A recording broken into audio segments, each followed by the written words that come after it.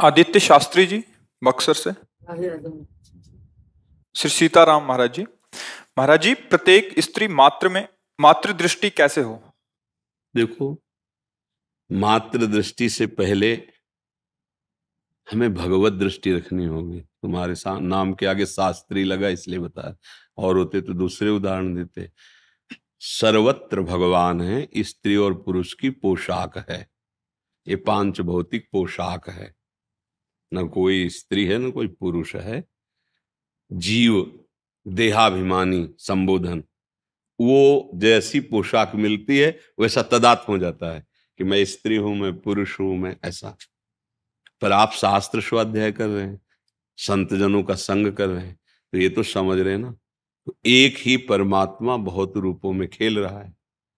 उसे चाहे माता मान लो, चाहे पिता मान लो, चाहे बंधु मान लो, चाहे सखा मान लो, गुरु मान लो, जो मानो, पर सब में मानना पड़ेगा, तभी सिद्धांत है। जैसे गुरु तो अखंड मंडलाकारम व्याप्तमेन चराचरम, चर अचर में व्याप्त है। समस्त माताओं में, समस्त पुरुषों में, समस्त जड़ चैतन्य में एक ही प्रभु रमा है। उसे चाहे जिस भाव से देख लो। जननी का तात्पर्य कि जब हम अपनी माँ को देखते हैं तो हमारा पवित्र भाव होता है। चरण छुए, चाहे वो दौड़ के हृदय से लगावे, तो हमारे अंदर काम थोड़ी आ जाएगा। हमारी दृष्टि जाए तो ऐसी दृष्टि जाए जैसे अपनी माँ को देखने पर हमें कहीं विकार नहीं आता। ऐसे सब मात्र शक्तियां हैं। जब भगवती अम्बा दुर्गा देवी को देखो तो यही रूप है ना, रूप तो यही है। शक्ति का स्वरूप भारी विकास में है, वो महान शक्ति है, अनंत शक्तियों का समूह है, लेकिन है तो ऐसा ही स्वरूप ना। माता जी कैसा रूप धारण किए? वस्त्र धारण किए हुए नारी रूप दिखाई दे रहा है, पर प्रचंड ज्वालामयी शक्ति है। बड़े बड़े बलवानों को भी फाड़ के फेंक देने वाली अम्बा शक्ति। महिषासुर, रक्त बीज, शुंभ निशुंभ, चंड मुंड, सब हमको उसी भाव में देखना है। जैसे हम अपनी माँ को देखते हैं तो नख से सिक तक देखने पर हमारे अंदर काम नहीं आएगा, ऐसे ही हम जितनी भी है सबके प्रति मातृभाव में। और वो तभी तक टिकेगा मातृभाव जब तक दूरी बना के रहोगे। भाव से देखना, नजदीकीपन नहीं। अगर नजदीकीपन आ गया तो फिर कोई सिद्ध ही बच सकता है जिसको वास्तविक भगवत साक्षात्कार हुआ है, नहीं तो दोष दृष्टि हो ही जाएगी।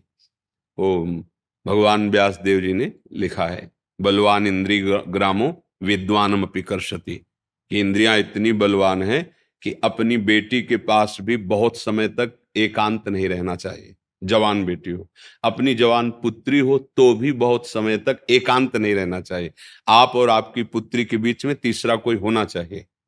अगर बहुत काल तक एक जगह रहोगे तो बलवान इंद्रिय ग्रामो विद्वानम अपि कर्षति। तो जैमिनी जी नाम के एक महापुरुष थे, तो उन्होंने, भगवान व्यास देव जी ने जब ये श्लोक रचा और बोला तो उनका, भगवान ये बात हमें समझ में नहीं आ रही कि माँ के पास, पुत्री के पास, बहन के पास, अरे वो पिता है, वो भाई है, अगर एकांत में भी रहेगा तो क्या उसके अंदर काम आ जाएगा?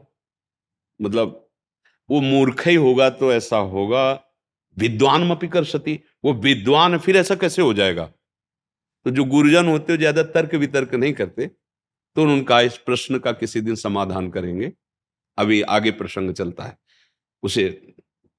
फिर बोले शाम की कि हमारी इच्छा है कि बद्री विशाल में भी एक आश्रम, प्रयाग में भी है, तो कुछ समय के लिए हम वहां के ऋषि मुनियों के दर्शन के लिए, तुम संभालो, तुम यहाँ के प्रधान बनो, और सब ब्रह्मचारी हैं, और जो यहाँ की दिनचर्या वही करना। ये उत्तर हो रहा है, उसी प्रश्न का उत्तर। वो समझ नहीं पा रहे, बोले कुछ दिन के लिए हम यहाँ से जा रहे हैं। संध्या के समय सब ब्रह्मचारी तेजस्वी स्नान करके और लौट ही रहे थे। संध्या काल, सूर्यास्ताचल को जा रहे थे।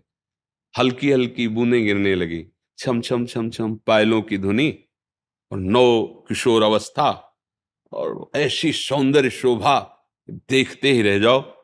ऐसे भाग के, रक्षा करो मेरी, रक्षा करो। आगे जैमिनी मुनि ही थे, रक्षा करो। क्या बात है? देखा नहीं ऐसे नीचे देख, क्या बात है, कौन सता रहा है? मैं भटक गई हूँ, रात्रि का समय है, अगर एक रात्रि आपके यहाँ मुझे रहने को मिल जाए तो मैं प्रातः अपने स्थान को चली जाऊंगी, पर मेरी रक्षा करो, मेरा स्त्री शरीर है, मैं जंगल में रह नहीं सकती और मैं भटक गई हूँ। कहा नहीं, गुरुदेव का आदेश है, आश्रम में सब ब्रह्मचारी रहते हैं, वहां शरणागत हूं, अगर एक रात्रि रख लेंगे तो मेरा जीवन बच जाएगा, नहीं जंगली जानवर मार सकते हैं या कोई दुराचारी पुरुष ऐसा। विचार किया, बात तो सत्य है।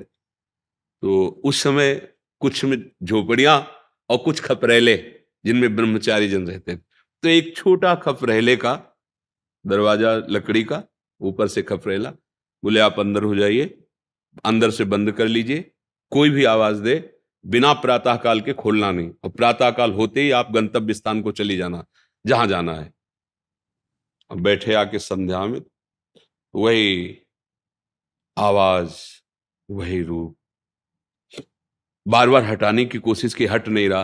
तो मन में आया कि मैंने पूछा नहीं कि तुम जंगल में कैसे फंस गई, तुम किसकी बेटी हो, तुम्हारा ब्याह हुआ है कि नहीं हुआ है, तुम्हारा नाम क्या है, ये तो पूछा ही नहीं।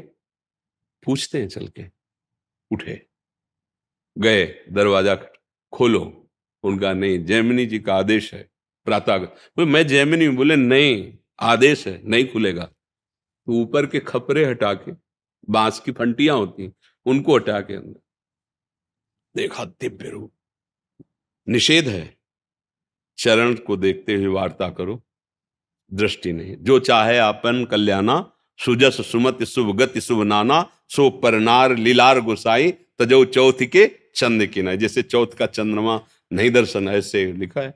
काम भाव से किसी भी माता बहन के मुख को देखना या उसके अंगों को देखना निषेध है। उन्होंने देखा, कहा हम एक बात पूछना चाहते थे, आपका ब्याह हुआ है कि नहीं। तो और मुस्कुराते हैं कहा नहीं, अभी कैसे हो सकता है, हमारी तो अभी नवकिशोर अवस्था है, हमारा भी ब्याह नहीं हुआ। बोले आप तो नैष्ठिक ब्रह्मचारी, आजीवन ब्रह्मचर्य का व्रत लिए।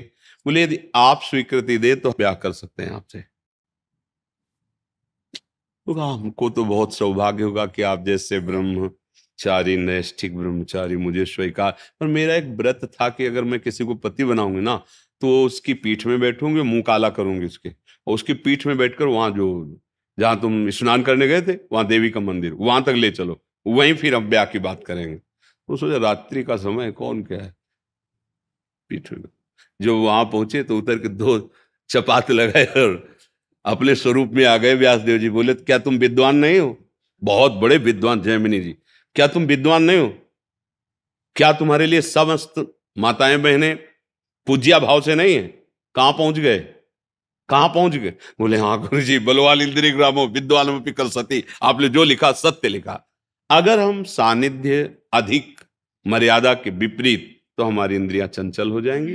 भगवत भाव से, चाहे स्त्री हो चाहे पुरुष हो, एक मर्यादा की सीमाएं रखी गई, उन सीमाओं में रहते हुए भजन करें। इस भाव के लिए कहा जननी सम जानो पर नारे, सब में मातृ भाव रखना।